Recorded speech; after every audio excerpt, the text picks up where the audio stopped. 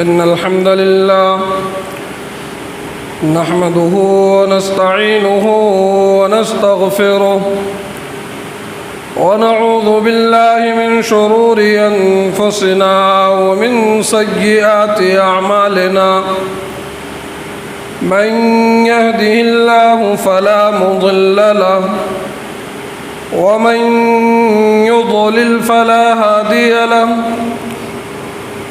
وأشهد أن لا إله إلا الله وحده لا شريك له وأشهد أن محمدًا عبده ورسوله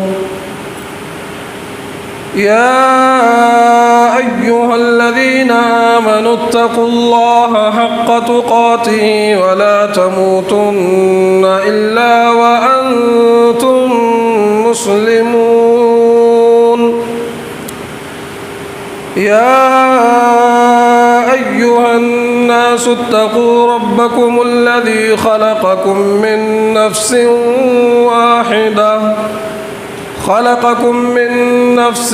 واحدة وخلق منها زوجها وبث منهما رجالا كثيرا ونساء واتقوا الله الذي تساءلون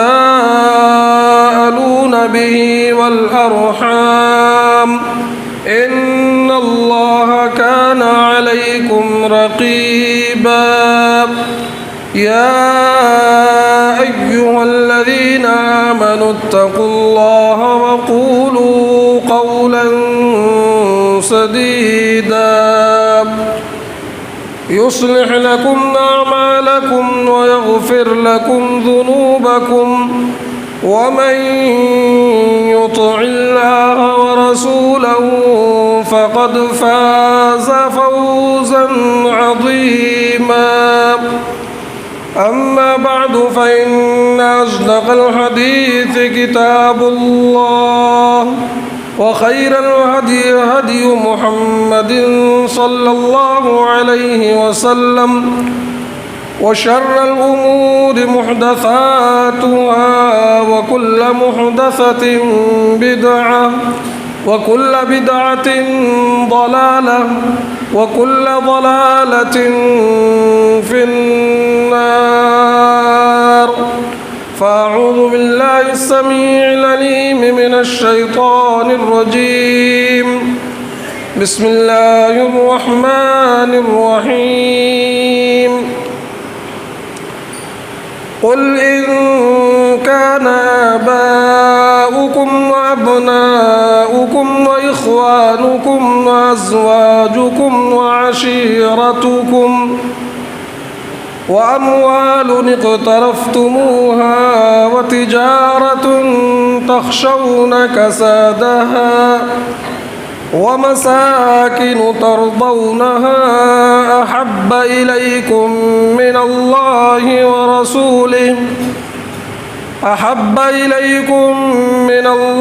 ورسوله وجهاد في سبيله فتربصوا حتى يأتي الله بأمره والله لا يهدي القوم الفاسقين برادران इस्लाम हाज़रीन जुमा बुज़ुर्गों पर्दानशीन ख़वातीन माओ और बहनों हर तरह की बड़ाई बुज़ुर्गी अल्लाह तबारक व तआला के लिए है जो हमारा खालिक व मालिक मुरब्बी और पालनहार है। दरूद व सलाम का नुज़ूल हो तमाम अम्बिया पर ख़ुसूसन हमारे आखिरी नबी जनाब मुहम्मदुर रसूलुल्लाह सल्लल्लाहु अलैहि वसल्लम पर। बरादरान इस्लाम कुरान करीम की एक आयत सूरह तौबा से आप हज़रात के सामने तलावत की गई है। इसी आयत की रोशनी में कुछ बातें मैं आप हज़रात के सामने रखने की कोशिश करूँगा।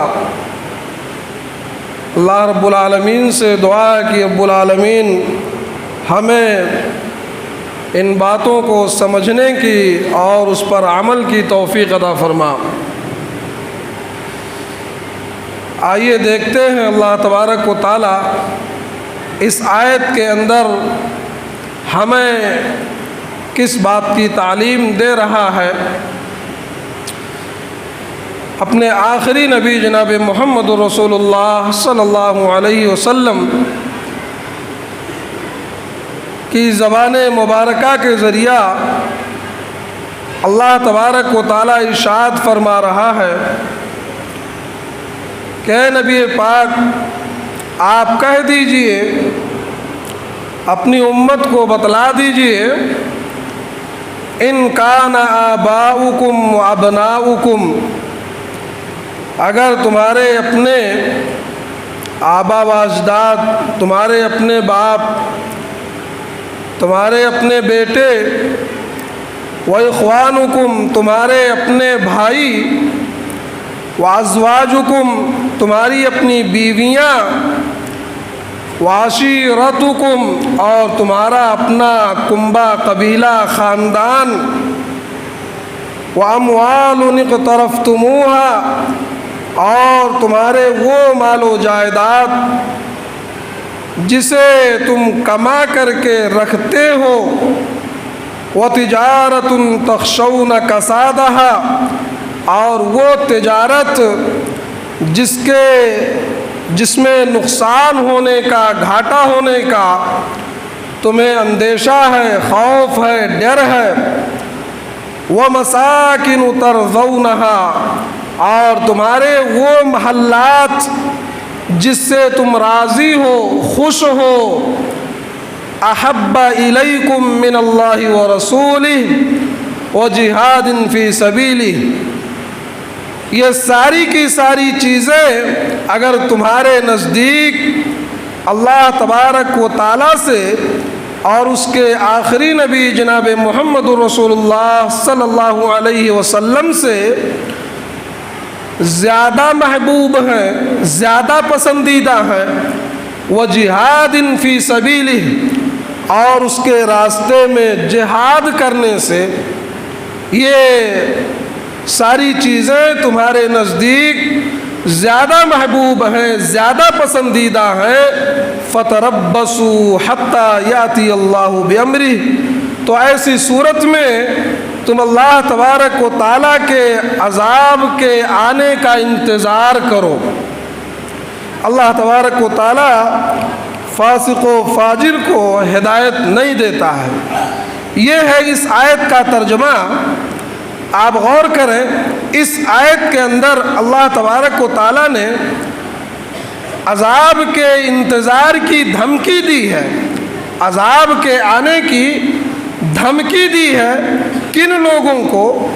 ان لوگوں کو جو دنیا کی ان چیزوں کو جو ان کے نزدیک زیادہ محبوب ہیں، ماں باپ ہیں، بیوی بچے ہیں، بھائی ہیں، بیٹے ہیں، بیویاں ہیں، مال و جائیداد ہیں، تجارت ہے، محلات ہیں، اگر یہ ساری چیزیں ہمارے اور آپ کے نزدیک اللہ تبارک و تعالیٰ سے اور اس کے آخری نبی جناب محمد رسول اللہ صلی اللہ علیہ وسلم سے زیادہ محبوب ہیں، تو ایسی صورت میں گویا کہ ہمارے ایمان میں کجی ہے، ہمارا ایمان مکمل نہیں ہے، کیونکہ عذاب کی دھمکی دینا، عذاب کے انتظار کی خبر دینا، یہ ظاہر ہے کسی مومن کامل کے لیے، پکا سچا اگر مومن ہے، مسلمان ہے، تو اللہ تبارک و تعالیٰ عذاب کی دھمکی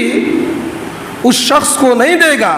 عذاب کی دھمکی انہی کو دی جائے گی جن کے ایمان میں کجی ہے، جن کا ایمان مکمل نہیں ہے۔ آپ ذرا غور کریں، اللہ تعالیٰ نے اس آیت کے اندر جن چیزوں کا تذکرہ کیا ہے، فطری طور پر ان چیزوں سے آدمی کو محبت ہوتی ہے۔ سب سے پہلے جس چیز کا تذکرہ اللہ تعالیٰ نے کیا ہے وہ باپ کا تذکرہ کیا، ظاہر ہے فطری طور پر باپ سے محبت ہوتی ہے. اسی طرح سے بیٹے کا تذکرہ کیا. فطری طور پر ایک باپ کو بیٹے سے محبت ہوتی ہے, ایک بھائی کو اپنے بھائی سے محبت ہوتی ہے, ایک شوہر کو اپنی بیوی سے محبت ہوتی ہے, اور اسی طرح سے آدمی جو کچھ مال و جائیداد کما کر کے رکھتا ہے اس مال سے آدمی کو محبت ہوتی ہے, فطری چیز ہے. یا جو کچھ محلات وغیرہ بناتا ہے اس سے آدمی کو محبت ہوتی ہے, اور یہ محبت فطری ہے اور ہونی بھی چاہیے. اگر ایک آدمی اپنے والدین سے محبت نہیں کرے گا تو والدین کے حقوق کی ادائیگی میں کوتاہی کرے گا. والدین سے محبت کرنا یہ فطری چیز ہے, یہ قابل مذمت نہیں ہے, یہ عیب نہیں ہے. والدین سے محبت ہونی چاہیے, اور جب والدین سے محبت ہوگی تبھی اولاد والدین کے حقوق کو مکمل طور پر ادا کر پائے گا. اسی طرح سے ایک باپ کو اگر اپنی اولاد سے محبت نہیں ہے تو پھر اولاد کے حقوق کی ادائیگی میں باپ کوتاہی کرے گا. ان کی تعلیم و تربیت کو لے کر کے یا اسی طرح سے اور ضروریات کو لے کر کے آدمی کوتاہی کرے گا اگر محبت نہیں ہے. اور ایک شوہر کو اپنی بیوی سے اگر محبت نہیں ہوگی تو ایک شوہر اپنی بیوی کے حقوق کی ادائیگی میں کوتاہی کرے گا. یا ایک بیوی کو اگر اپنے شوہر سے محبت نہیں ہے تو وہ بھی ایک بیوی اپنے شوہر کے حقوق کی ادائیگی میں کوتاہی کرے گی. اسی طرح سے آدمی کو اگر مال و جائیداد سے محبت نہیں ہے تو پھر مال و جائیداد کو غلط راستے میں خرچ کرے گا.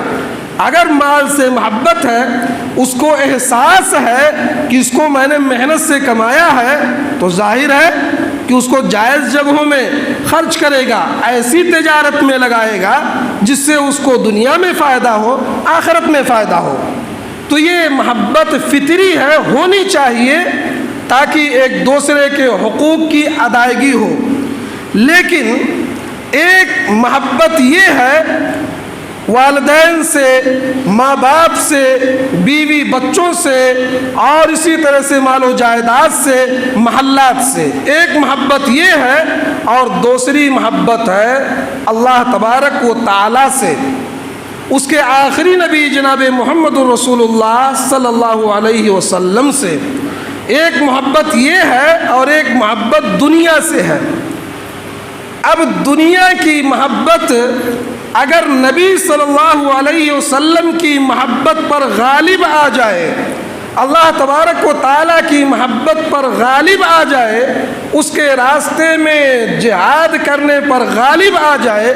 مثلا اگر آدمی دنیا کی ان محبتوں میں پڑھ کر کے, مال کی محبت میں پڑھ کر کے, بیوی بچوں کی محبت میں پڑھ کر کے, اولاد کی محبت میں پڑھ کر کے, محلات کی محبت میں پڑھ کر کے اگر اللہ تبارک و تعالیٰ کے حقوق کی ادائیگی میں کوتاہی کر رہا ہے تو پھر اس کی یہ جو فطری محبت ہے یہ قابل تعریف نہیں ہے, پھر اس کے لیے وہ وبال جان ہے. دنیا کی ان محبتوں میں پڑھ کر کے نبی پاک صلی اللہ علیہ وسلم کی لائی ہوئی شریعت پر عمل کرنے میں اگر آدمی کوتاہی کر رہا ہے تو پھر وہ بیوی کی محبت, وہ مال کی محبت, وہ اولاد کی محبت بجائے اس کے کہ وہ قابل تعریف ہو, اس کے لیے ستائش کا ذریعہ بنے, پھر وہ قابل مذمت ہو جائے گی اور وہ اس کے لیے وبال جان ہوگا. اور ایسے ہی لوگوں کو اللہ تبارک و تعالیٰ نے اس آیت کے اندر عذاب کی دھمکی دی ہے۔ ایسے ہی لوگوں کو نبی پاک صلی اللہ علیہ وسلم کے ذریعہ اللہ تبارک و تعالیٰ نے خبر دیا ہے کہ ایسے لوگ اللہ تبارک و تعالیٰ کے عذاب کے آنے کا انتظار کریں جو دنیا کی محبت میں پڑ کر کے اللہ تبارک و تعالیٰ کی محبت کو بھولے ہوئے ہیں، اس کے حقوق کی ادائیگی میں کوتاہی کر رہے ہیں، نبی پاک صلی اللہ علیہ وسلم کی محبت کو بھولے ہوئے ہیں، آپ کی لائی ہوئی شریعت پر عمل کرنے میں کوتاہی کر رہے ہیں۔ ایسے لوگوں کو اللہ تبارک و تعالیٰ نے اس آیت کے اندر عذاب کی دھمکی دی ہے، اور ایسے لوگوں کا ایمان مکمل نہیں ہے، بلکہ ایسے لوگوں کے ایمان میں کجی ہے، نقص ہے۔ آئیے دیکھتے ہیں اللہ کے نبی جناب محمد رسول اللہ صلی اللہ علیہ وسلم سے کسی موقع پر خلفائے راشدین میں سے حضرت عمر فاروق رضی اللہ تعالی عنہ نے کہا کہ اللہ کے نبی صلی اللہ علیہ وسلم، آپ میرے نزدیک ہماری اپنی جان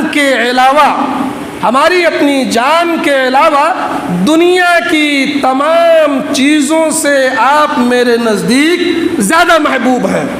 دنیا کی تمام چیزوں میں بیوی، بچے، اولاد، مال و دولت، جاہ و منصب، ساری چیزیں آ گئیں۔ کہا کہ میری اپنی جان کے علاوہ دنیا کی تمام چیزوں سے آپ میرے نزدیک زیادہ محبوب ہیں، زیادہ پسندیدہ ہیں۔ اللہ کے نبی صلی اللہ علیہ وسلم نے حضرت عمر فاروق رضی اللہ تعالی عنہ سے کہا کہ ابھی آپ کا ایمان مکمل نہیں ہے۔ یہ کس سے کہا؟ حضرت عمر فاروق رضی اللہ تعالی عنہ نے جب اپنے نظریے کا اظہار کیا کہ دنیا کی تمام چیزوں سے آپ میرے نزدیک زیادہ پسندیدہ ہیں، زیادہ محبوب ہیں سوائے میری اپنی جان کے، تو اللہ کے نبی صلی اللہ علیہ وسلم نے کیا کہا؟ ابھی آپ کا ایمان مکمل نہیں ہے۔ اور آپ نے فرمایا لا یؤمن احدکم حتی اکون احب الیہ من والدہ وولدہ والناس اجمعین۔ کہا کہ تم میں سے کسی کا ایمان اس وقت تک مکمل نہیں ہو سکتا جب تک کہ میں اس کے نزدیک اس کے والدین سے، اس کی اولاد سے اور دنیا کی تمام چیزوں سے زیادہ محبوب نہ ہو جاؤں، تب تک تم میں سے کسی کا ایمان مکمل نہیں ہے۔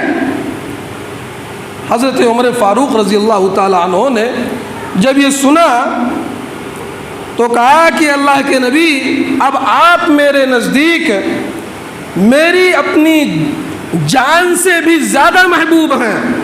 تو اللہ کے نبی صلی اللہ علیہ وسلم نے فرمایا آن، اب جا کر کے ایمان مکمل ہوا۔ یہ حضرت عمر فاروق رضی اللہ تعالی عنہ کے بارے میں۔ آج ہم اور آپ نبی پاک صلی اللہ علیہ وسلم سے محبت کا دعویٰ کرتے ہیں، ربیع الاول کا مہینہ چل رہا ہے اور ابھی 12 ربیع الاول گزرا ہے، ہم لوگ نبی صلی اللہ علیہ وسلم سے محبت کا دعویٰ کرتے ہیں۔ کیا ہم نے نبی سے محبت کسے کہتے ہیں؟ حقیقی محبت کیا ہے؟ کبھی ہم نے صحابہ کرام کی زندگیوں کا مطالعہ کیا ہے کہ صحابہ کرام نبی پاک صلی اللہ علیہ وسلم سے محبت کس قدر کرتے تھے؟ کبھی ہم نے مطالعہ کیا؟ کبھی ہم نے کسی صحابی کی سیرت کو پڑھا؟ حضرت ابو بکر صدیق رضی اللہ تعالی عنہ، سیدنا حضرت ابو بکر صدیق رضی اللہ تعالی عنہ کے بارے میں آتا ہے کہ ایک مرتبہ خانہ کعبہ کے اندر اللہ کے نبی صلی اللہ علیہ وسلم کے ساتھ کفار مکہ میں سے کچھ لوگ بدمعاشی کر رہے تھے، آپ کو تکلیف پہنچا رہے تھے۔ آپ کی گردن میں چادر ڈال کر کے آپ کو جان سے مارنے کی کوشش کر رہے تھے۔ اتنے میں کسی نے آ کر کے حضرت ابو بکر صدیق رضی اللہ تعالیٰ عنہ کو خبر دیا کہ آپ کے ساتھی کے ساتھ اس طرح سے ہو رہا ہے، ان کو اس طرح سے تکلیف دی جا رہی ہے۔ حضرت ابو بکر صدیق رضی اللہ تعالیٰ عنہ نے جیسے ہی سنا بھاگتے ہوئے گئے اور لوگوں کو دھکے دیتے ہوئے کہا اتقتلون رجلا ان یقول ربی اللہ، کیا تم لوگ ایک آدمی کو محض اس وجہ سے قتل کرنے کی کوشش کر رہے ہو کہ اس کی یہ دعوت ہے کہ میرا رب اللہ ہے؟ توحید کی دعوت دینے کی وجہ سے ایک آدمی کو تم لوگ تکلیف پہنچا رہے ہو، جان سے مارنے کی کوشش کر رہے ہو۔ یہ کہنا تھا کہ جو لوگ نبی پاک صلی اللہ علیہ وسلم کو تکلیف دے رہے تھے، نبی پاک کو چھوڑ کر کے حضرت ابو بکر صدیق رضی اللہ تعالی عنہ کے اوپر پل پڑے، انہیں مارنا شروع کر دیا۔ اس قدر پٹائی کی حضرت اسماء رضی اللہ تعالی عنہ بیان کرتی ہے کہ حضرت ابو بکر صدیق رضی اللہ تعالی عنہ کی اس قدر پٹائی ان لوگوں نے کی کہ بے ہوش ہو گئے، اور ہوش میں جب آئے تو انہوں نے سب سے پہلے جس کے بارے میں پوچھا، سب سے پہلے جس کے بارے میں سوال کیا، وہ ہمارے آخری نبی جناب محمد رسول اللہ صلی اللہ علیہ وسلم کی ذات تھی۔ حضرت ابو بکر صدیق رضی اللہ تعالی عنہ نے پوچھا کہ آپ کی حالت کیا ہے؟ یہ جب دیکھا خاندان والوں نے، قبیلے والوں نے، کنبا والوں نے جب یہ دیکھا تو وہ لوگ بھی چھوڑ کر کے جانے لگے۔ کہا کہ ابھی اسی شخص کی وجہ سے اس قدر پٹائی ہوئی ہے کہ بے ہوش ہو گئے۔ بے ہوش ہی نہیں، حضرت اسماء کا بیان ہے کہ کفار و مشرکین نے حضرت ابو بکر صدیق رضی اللہ تعالی عنہ کے سر پر اس قدر جوتوں سے مارا کہ اگر چٹکیوں میں ان کے بال کو پکڑتے تو ان کے بال چٹکیوں میں آ جاتے۔ اس قدر پٹائی کی۔ ہوش میں آنے کے بعد نبی پاک صلی اللہ علیہ وسلم کی حالت دریافت کر رہے ہیں۔ خاندان والوں نے دیکھا کہ اسی شخص کی وجہ سے اس قدر پٹائی ہوئی ہے، اور ہوش میں آنے کے بعد اسی شخص کے بارے میں سوال پوچھا جا رہا ہے، اسی کی کیفیت اور اسی کی حالت پوچھ رہا ہے۔ چھوڑ کر کے جانے لگے۔ حضرت ابو بکر صدیق رضی اللہ تعالی عنہ نے اب یہاں محبت دیکھیے، ایک طرف نبی کی محبت ہے اور ایک طرف کنبا قبیلہ خاندان کی محبت ہے۔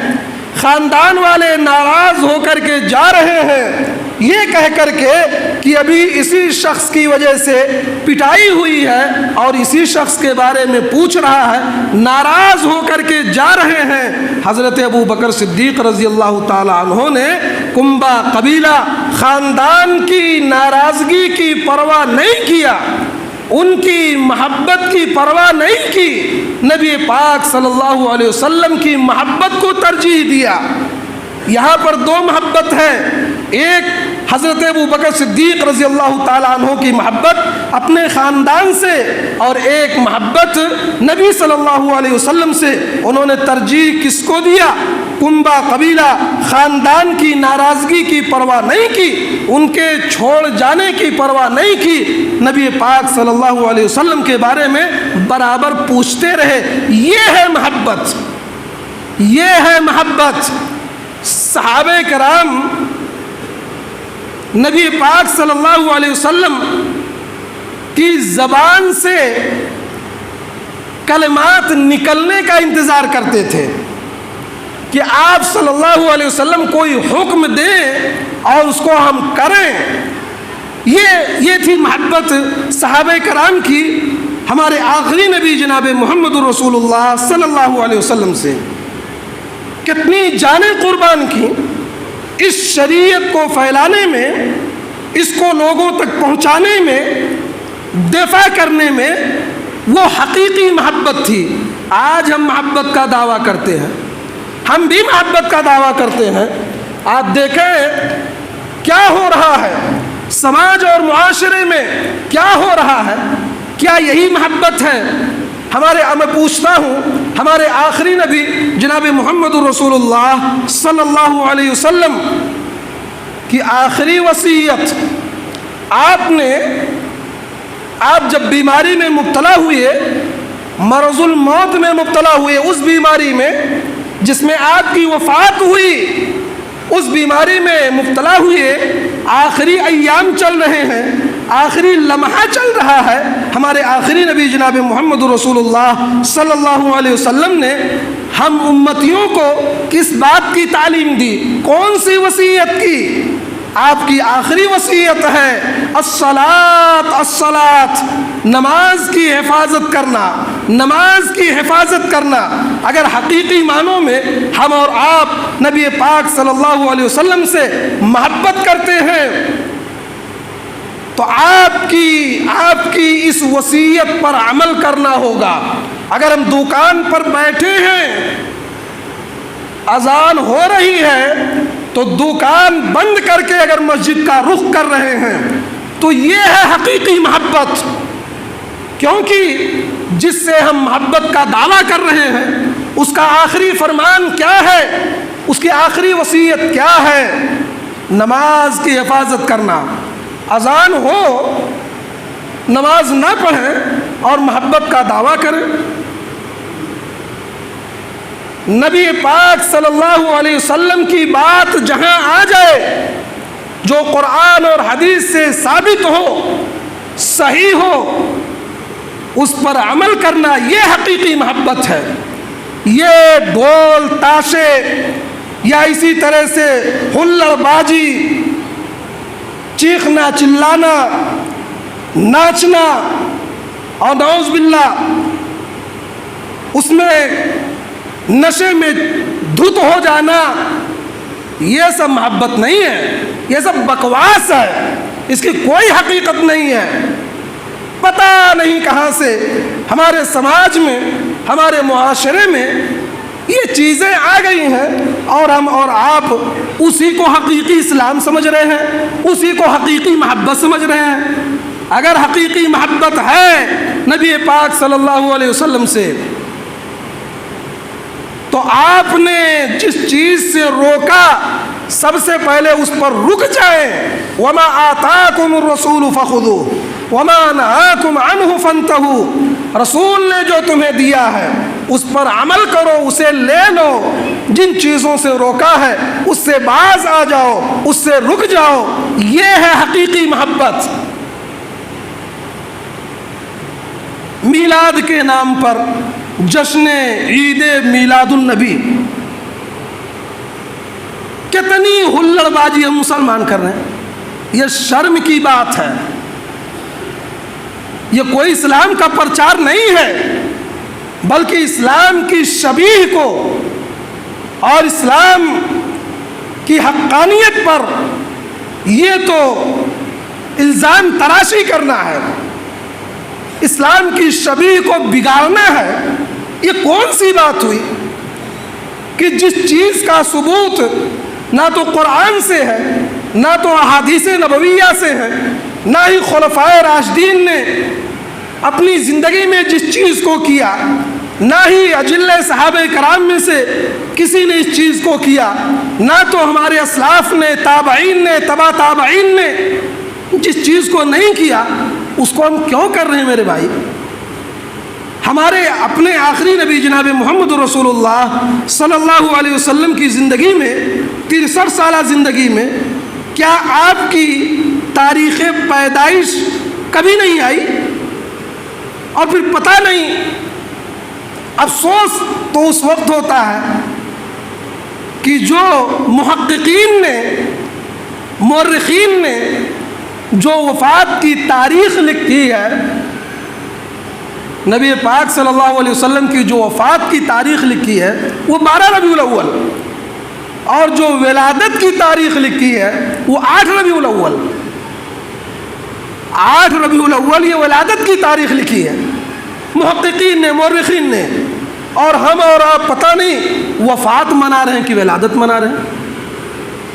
ارے میرے بھائی، یہ ترقی یافتہ دور ہے، ٹیکنالوجی کا دور ہے، صحوہ علمیہ ہے، علم کا بول چال ہے، علم کا دورہ ہے، یہ ترقی یافتہ دور ہے۔ اب تو آپ بڑے بڑے علماء کو سوشل میڈیا پر سن سکتے ہیں، پڑھ سکتے ہیں، فتوے پوچھ سکتے ہیں، اس کے باوجود ہم چلے جا رہے ہیں بھیڑ بکریوں کی طرح، بغیر کسی دلیل کے۔ سنا لوگ ایسے کرتے تھے، ہم بھی کرنے لگے۔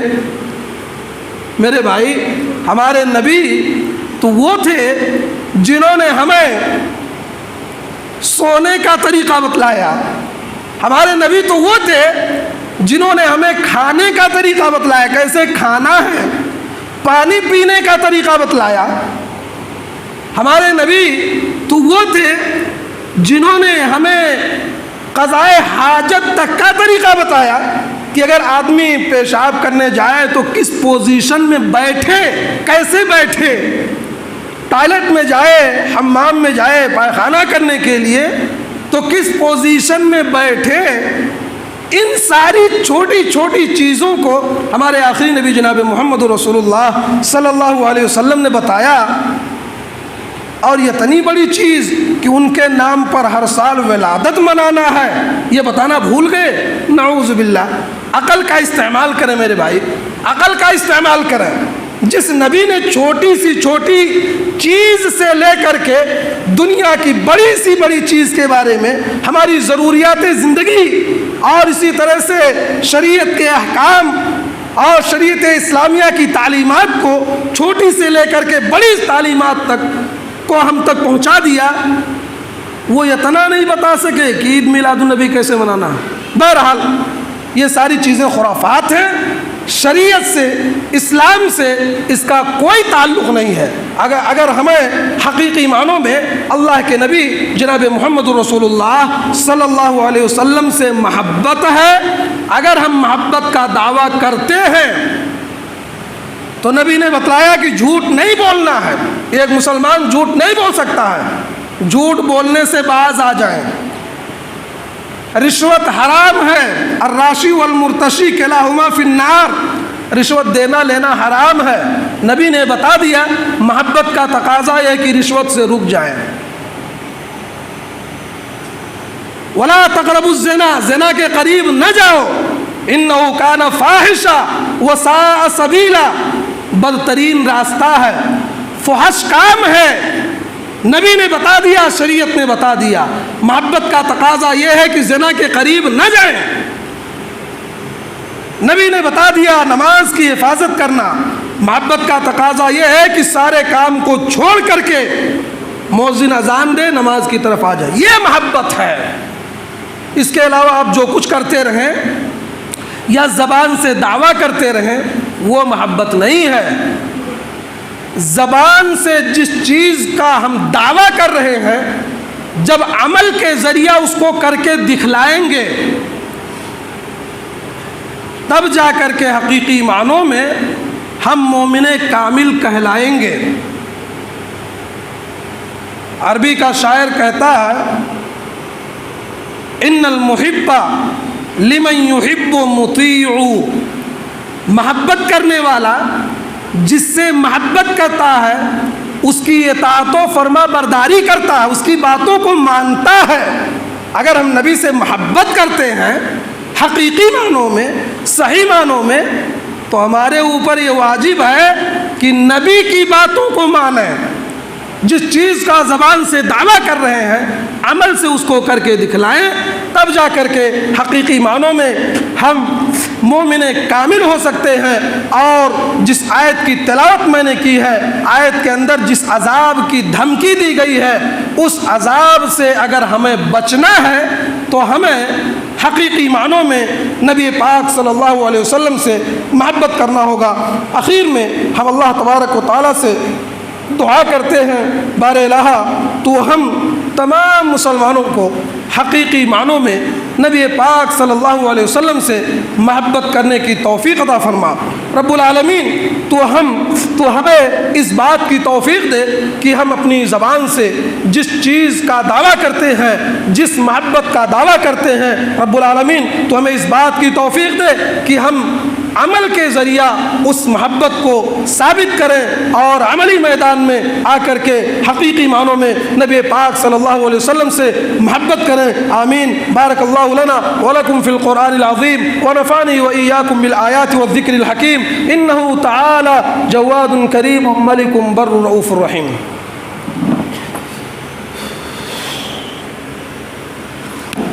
إن الحمد لله نحمده ونستعينه ونستغفره ونعوذ بالله من شرور أنفسنا ومن سيئات أعمالنا من يهده الله فلا مضل له ومن يضلل فلا هادي له وأشهد أن لا إله إلا الله وحده لا شريك له وأشهد أن محمدا عبده ورسوله اللهم صل على محمد وعلى آل محمد كما صليت على إبراهيم وعلى آل إبراهيم إنك حميد مجيد اللهم بارك على محمد وعلى آل محمد كما باركت على إبراهيم وعلى آل إبراهيم إنك حميد مجيد إن الله وملائكته يصلون على النبي يا أيها الذين آمنوا صلوا عليه وسلموا تسليما إن الله يأمر بالعدل والإحسان وإيتاء ذي القربى وينهى عن الفحشاء والمنكر والبغي